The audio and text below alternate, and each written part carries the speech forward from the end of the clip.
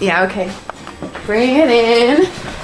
Okay, does it zoom? Look, check out Sarah's freaky eye. Cut it out. Come on, show the camera your eye. It's for YouTube. Look, we were just sitting there an hour ago, chilling out, and one of Sarah's eyes turned a totally different color than the other. Come on, it's for YouTube. Sarah? Sarah, you okay? That was just kidding. What's happening? Sarah?